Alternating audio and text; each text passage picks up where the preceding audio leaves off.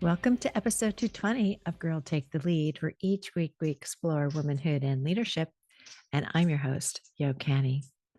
Scarlett Stanhope, Gen Z, the Biz Hippie, joins us today. And she's an abundance coach who helps others own their worth and change their mindset so they can confidently pursue their businesses and build lives that they love. She uses a combination of tangible money management strategies as well as a variety of coaching techniques to help her clients transform their mindset and relationship to money, allowing them to strategically achieve their goals. In this episode, you'll learn about impact of money on our personal growth, overspending, which I knew a little bit about in my younger years, overgiving. Yes, people pleasers, stand behind me. Money and relationships, the Biz Hippie growth journey, transforming our money relationship, money and health, fun, money management, and living our best life.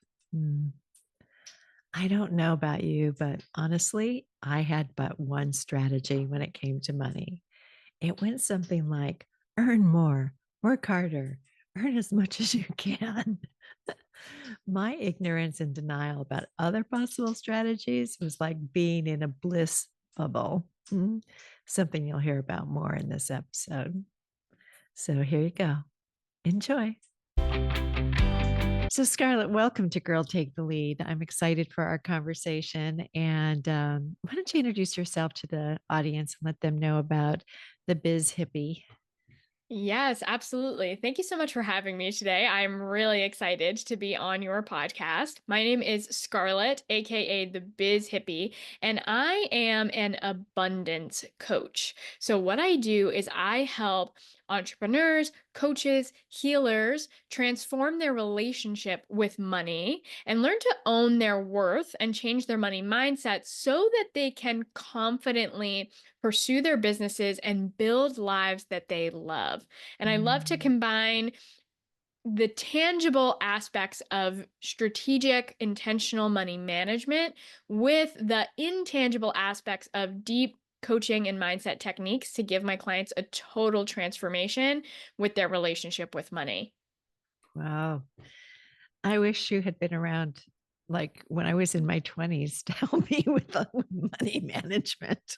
God, I have Yes. some serious mistakes in my life with regard to that. But how do you think that money kind of impacts our personal growth? Oh my gosh, it plays such a big role in our personal growth. And honestly, I believe that our relationship with money is one of the deepest personal development areas that we could dive into because I've seen it's very common that you can heal a lot of areas of your life and do a lot of personal growth.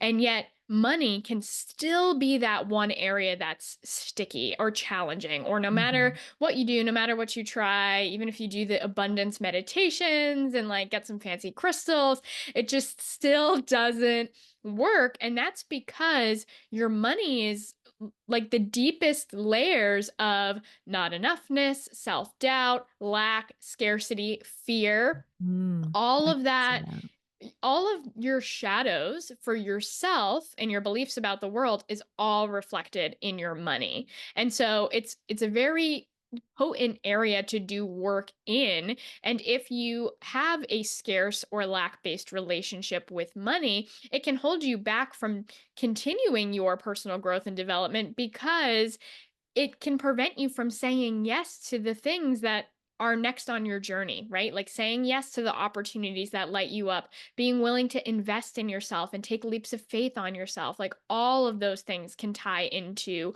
money in so many big ways. Yeah. Well, and I would think also the flip side, right? The things that we need to say no to, in addition to saying yes to, like being able to set those boundaries for ourselves and, maintain some discipline around that. Yeah, fear and scarcity Boy, those are big ones. I think underlying money and perhaps inheriting some of those beliefs from our families. Is that what you kind of see there? Yes, absolutely. That is a huge trend. I mean, we pick up our relationship with money from what we are taught growing up, and that can be taught from society in general, but most of that comes from our parents. So, whatever Mhm. your parents believed about money growing up, whatever their relationship with money was, all of that gets passed down onto you, often subconsciously, unless you consciously do something to change it. Yeah. I think in my case, the scarcity conversation was a big one. And overspending and not, and gosh, everything on credit.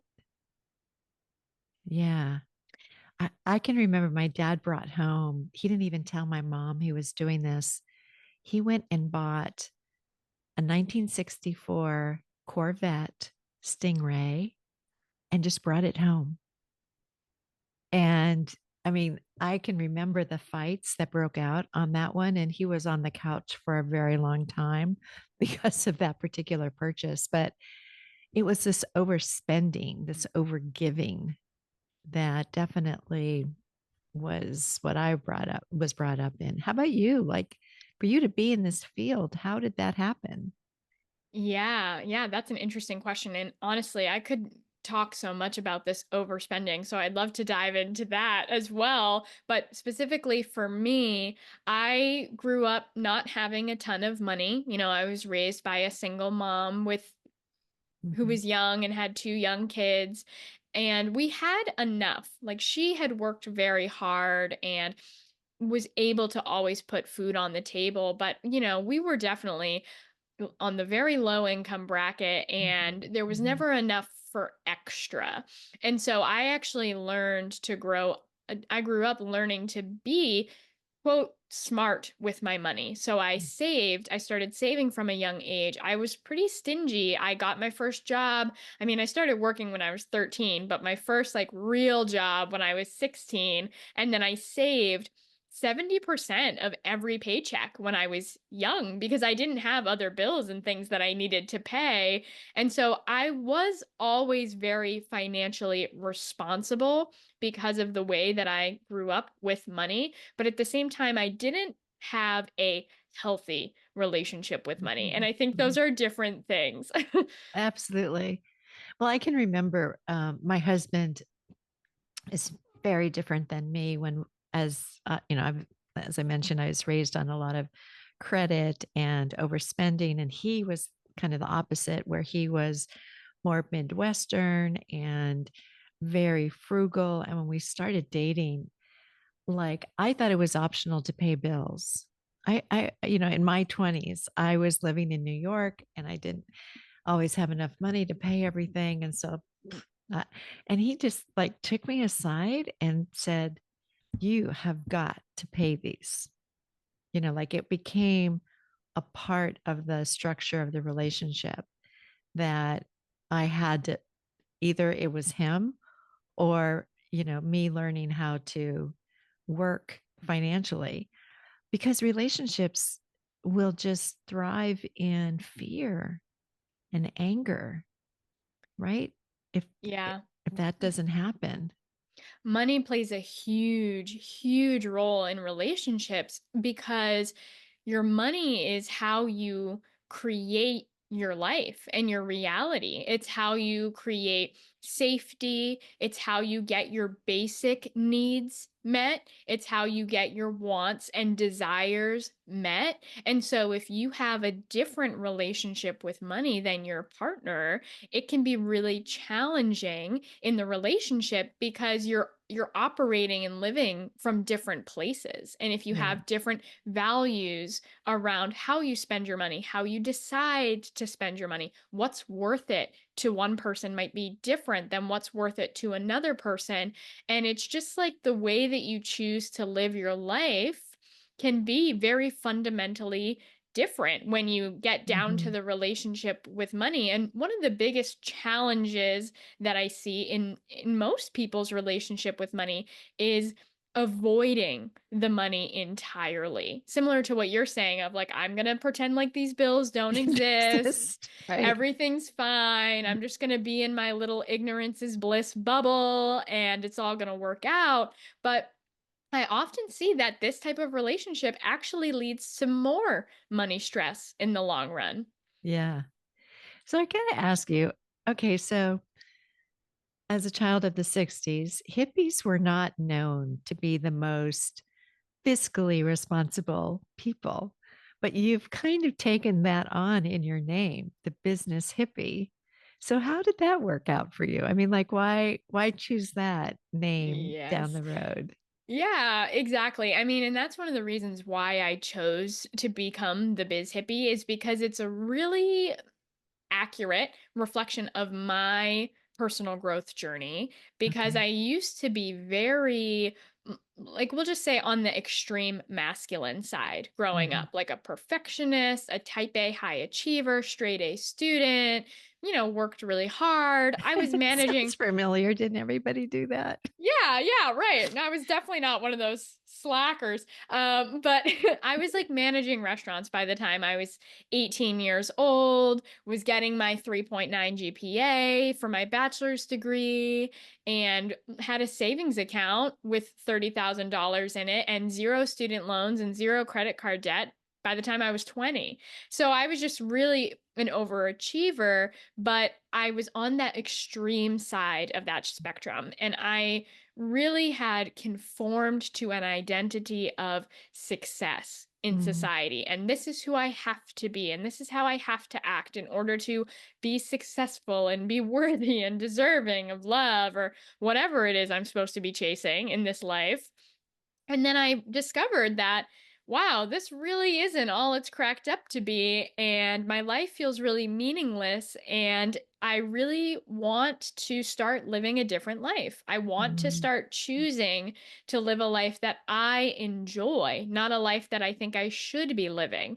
And so I went on a huge self discovery journey and I swung from full business mode to full hippie mode. And I said, wow, what do I really care about? What do I value? What's important to me? I do care about the environment. I do care mhm. about being in service. I care about walking outside barefoot and being a total tree hugger and just enjoying nature and going on retreats and doing like That plant sounds medicine. good to me. Right, like yoga and plant medicine in the Mhm. jungle. Like that is so my vibe and my essence. And then I realized that we could bring these aspects together, right? That Mm, aligned feminine energy, but also that aligned masculine energy, because it's when you bring together the structure and the flow, the biz and the hippie, that's when you're able to really manifest a beautiful, safe, structured, thriving, and impactful life.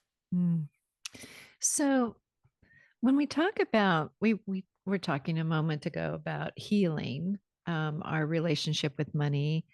I think part of what we've said is that looking at where some of those core beliefs might have come from, right, and being able to recognize them. Are there other things that you've seen that are helpful to people so that they can get to that point of enjoying their life and being in their life? Yes, there are two core components that I see that make a really big difference. One is internal awareness, right? When you transform your relationship with money, it is a deep personal growth journey because your scarcity or lack or fear about money is really scarcity, lack, and fear about you and the world and your beliefs about the world around you. So, one is Mm, bringing this internal awareness to notice your scarce based beliefs, the scarce stories you have about money, mm, and also the scarce based parts of yourself that are taking action in your life and that are driving the bus. Right. And when you bring awareness to all of these things, that's when you can start to shift them mhm, into believing from a place of abundance and trust and love and confidence, having that type of mindset, having that story with money, having those parts of yourself driving the bus that is your life. And when you do that, you get different results. So that's Mm, one piece, is developing internal awareness is very important. The mm, other piece, which mirrors that perfectly, is external awareness and actually seeing very clearly what is happening with your money and being super clear on what your current financial situation is mhm, and knowing your numbers in a really deep and clear way. That way you can see your life on paper. How much do I have? Where is it going? What am I prioritizing? What am I choosing? What am I literally manifesting in my life as a result of how I am using my money? And how can I bring more awareness and intention into how I spend my money and start to build a relationship with money where I can use my money strategically to live my best life starting right now? mm. Very good. Well, it also reminds me to when I guess 30 years ago or so, when yeah, a little over that, when my husband and I got together, we had to come up with a strategy around savings, and then kids come along and educations come along, and then pretty soon you're looking at retirement and you're going, holy moly, what are we going to do? But the best advice I think I got, the two of us got when we first started looking at how we could use our 401ks and maximize different payouts we had gotten from jobs, et cetera, was to not count on our house appreciation or Medicare for the future. Like, have it be your kind of independent fund. And that really, especially with all the uncertainty that can happen now with government policy changing right and left, it does make you feel like, okay, we can weather almost anything, because we don't know how long our lives will be and how healthy we'll be and what kind of money we're going to need. But I think that really made a difference in how we saved and looked at things. So I don't know if that will Mhm. help our listeners, but if Yeah. you're early on in your savings strategy, I think one thing we're learning is we are going into a lot of uncertainty in the future, and things that we Mhm. counted on before may not be there.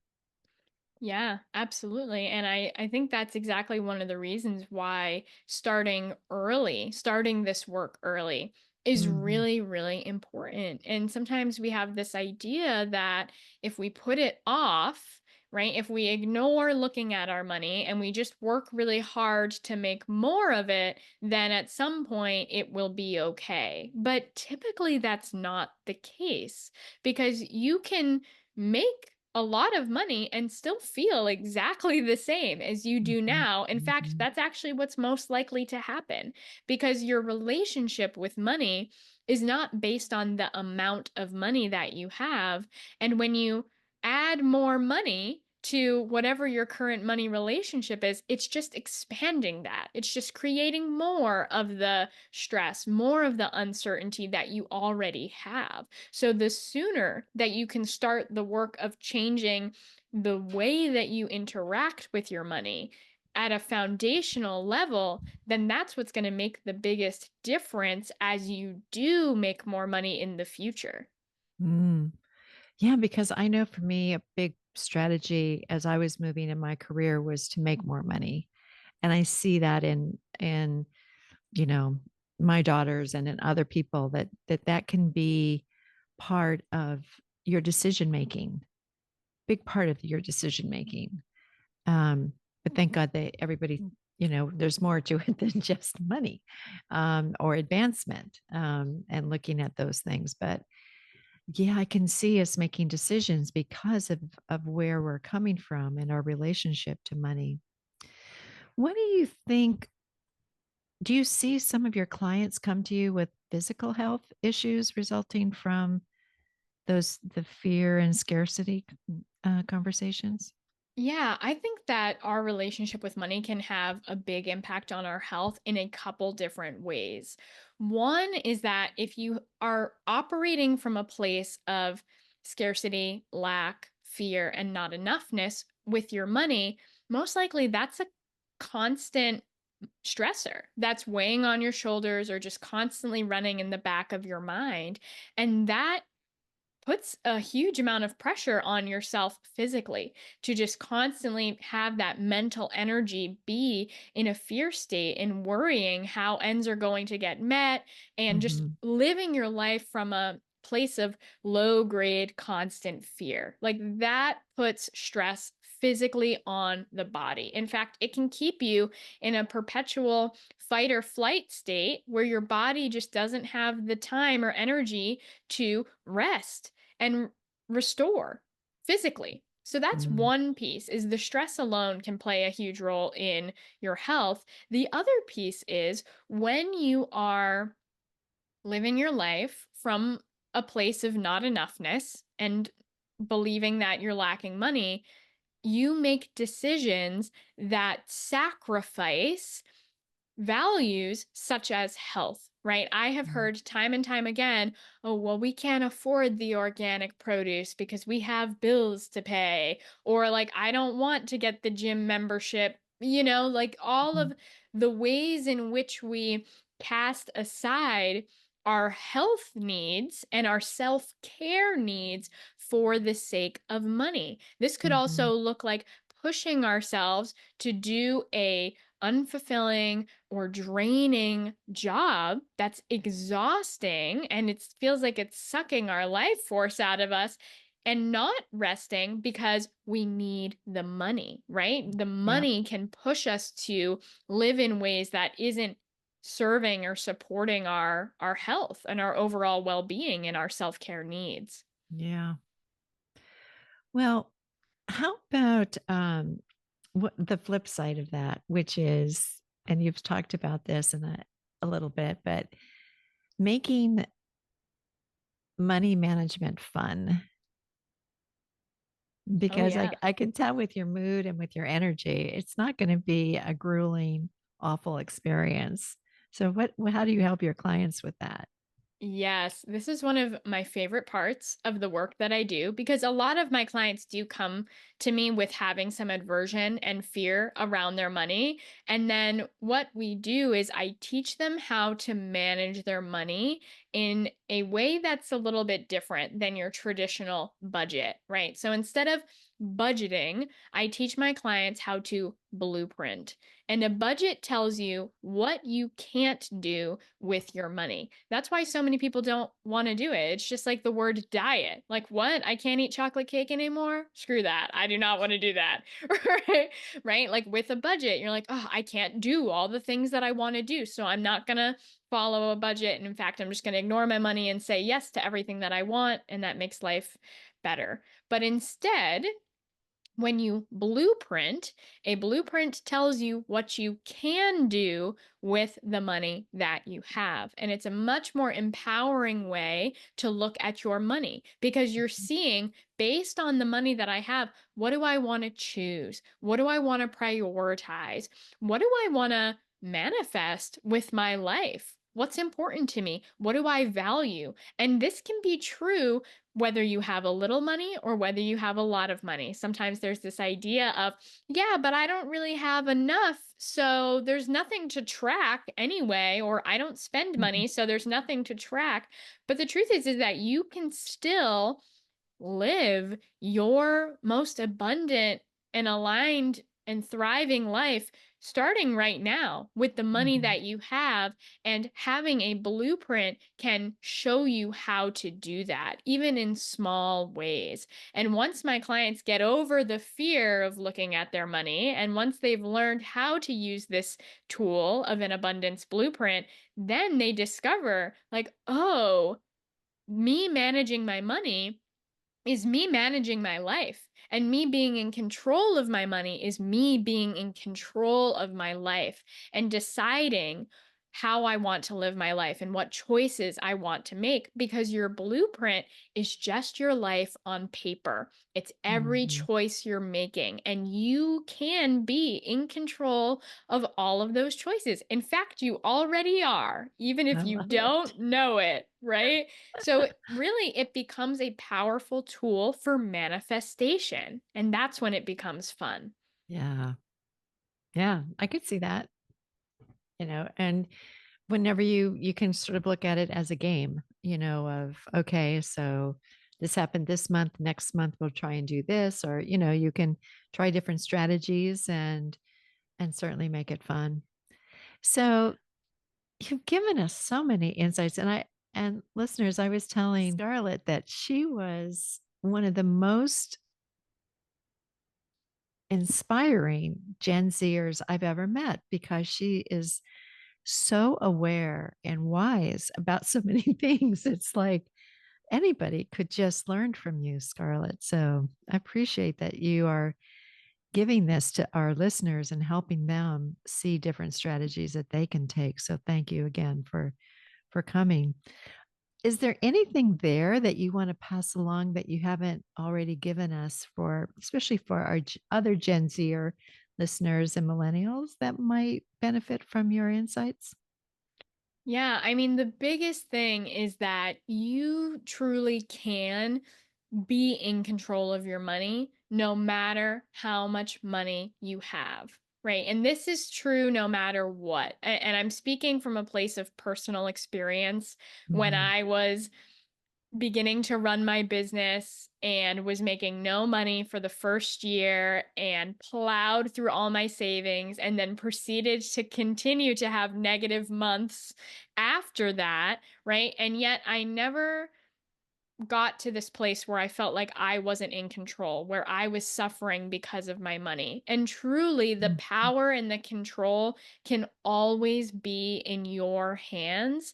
And no matter how much money you have, you can find ways to feel more free, to feel more abundant, and to feel more empowered with your money always. And the sooner Mhm. that you start to believe these things and develop a relationship with money where this is true and this is your prominent belief around money, then that will reflect in your life in big ways. And I know for me, as a result, I am living my best life.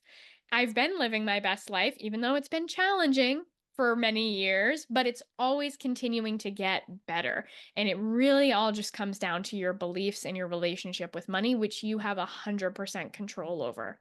Mm, excellent. Really well said.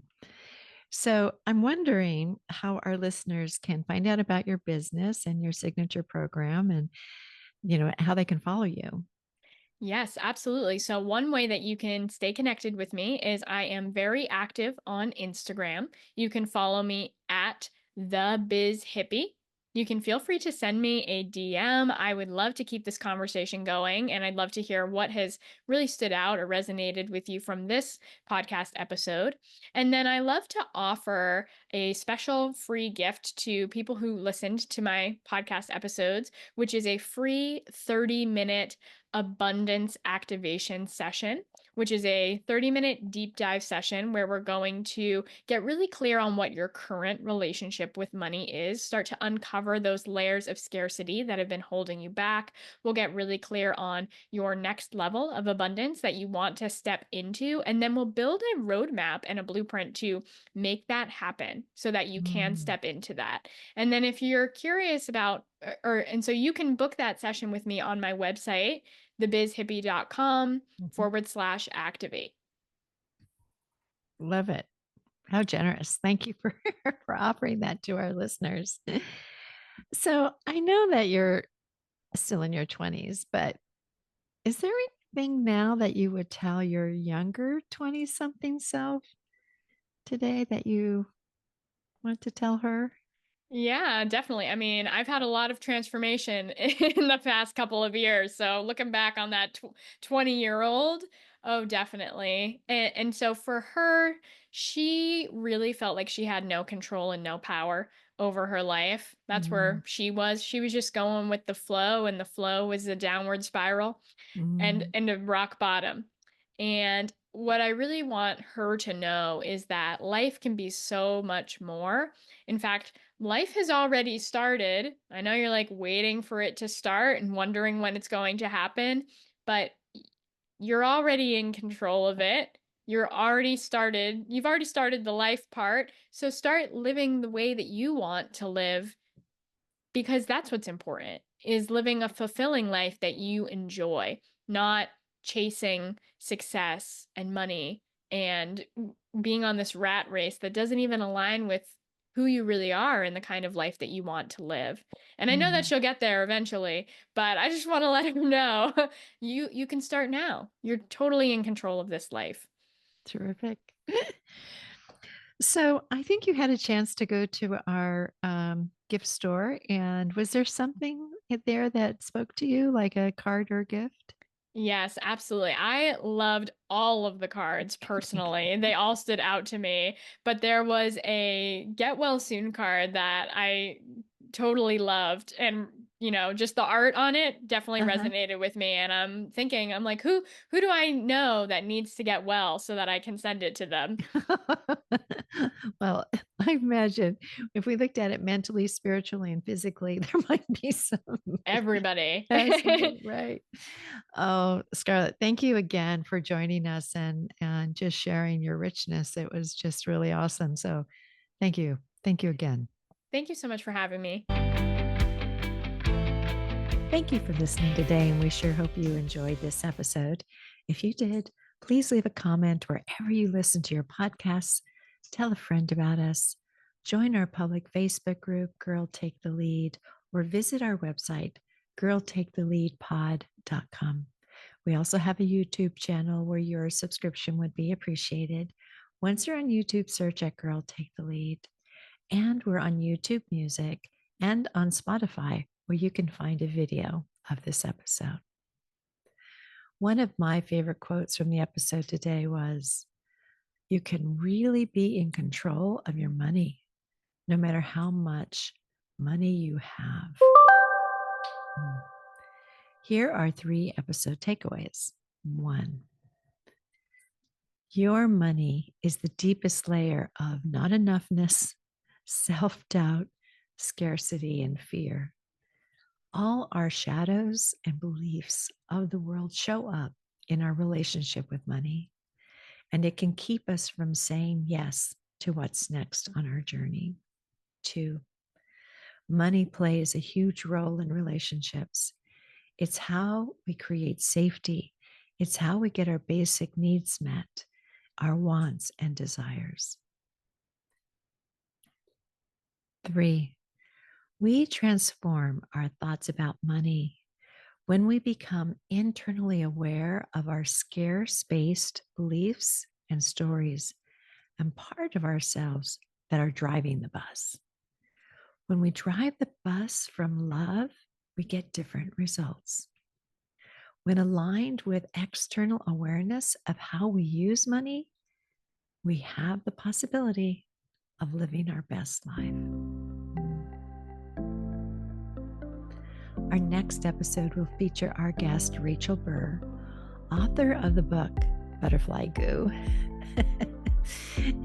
And you all know how much we love butterflies on this show. Rachel is an executive coach and leadership consultant with over 20 years of experience. Her goal is to make change both accessible and achievable, just like a butterfly. So please join us again and talk to you soon. Bye.